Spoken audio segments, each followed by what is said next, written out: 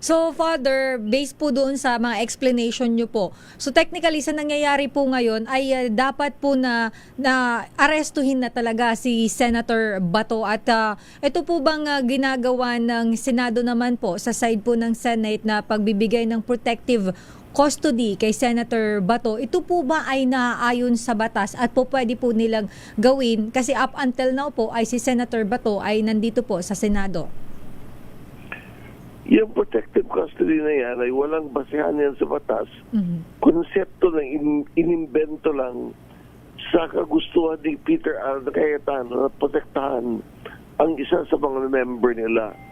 In fact, alam nyo, ang nangyayari ngayon, Opo. maling-mali kasi pinapakita niya sa bansa na pag member ka ng Senado o may mga matataas kang kaibigan, kaya mong lusutan ang mga paratang at kaso sa inyo.